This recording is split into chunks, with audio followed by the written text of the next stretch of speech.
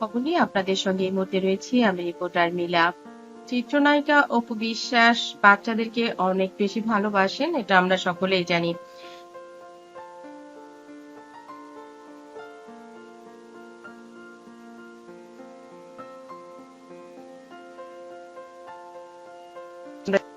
বিভিন্ন মাদ্রাসায়, এতিমখানায় বাচ্চাদেরকে নিয়ে কাজ করতে অপু বিশ্বাসকে। তাকে জিজ্ঞেস করলেও মিডিয়াতে সে অনেক সময় বলেছেন, শিশুদেরকে আমি অনেক ভালোবাসি। প্রত্যেকটা বাচ্চাই প্রত্যেকটা ভালোবাসার জায়গা। শিশুদেরকে কেউ কষ্ট দিলে আমার অনেক কষ্ট হয়।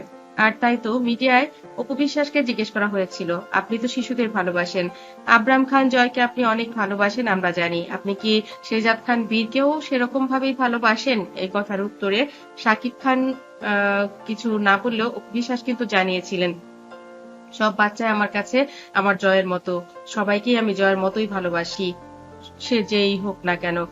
ওদিকে শাকিব খান অপু বিশ্বাসকে জিজ্ঞেস করেছিল, জয় আর পীরের মধ্যে কাকে তুমি বেশি ভালোবাসো? কথাটা শুনে অপু বিশ্বাস তাকিয়ে থাকলেন শাকিবের দিকে, বলল, তুমিই বলে দাও এই প্রশ্নের উত্তরটা আসলে কি হওয়া উচিত। তবে এটাই সত্যি যে সব সন্তানই সমান, এবং শেহজাদ খান বীর এবং আবরাম খান জয় দুটো বাচ্চাই আমার বাচ্চা। তোমার বাচ্চা আর আমার বাচ্চাতে কোনো পার্থক্য নেই। আমি বাচ্চাদেরকে অনেক বেশি ভালোবাসি এবং সম্মান করি। প্রত্যেকটা বাচ্চার অধিকার আছে সমান সুযোগ সুবিধা পাওয়ার।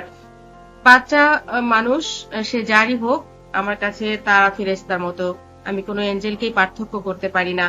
কথাটা শুনে অনেক খুশি হলেন সুপারস্টার শাকিব খান। অপু বিশ্বাসকে অনেক ধন্যবাদ দিয়ে আদর করে দিলেন। বললেন, আমি জানি তুমি বাচ্চাদের কতটা ভালোবাসো।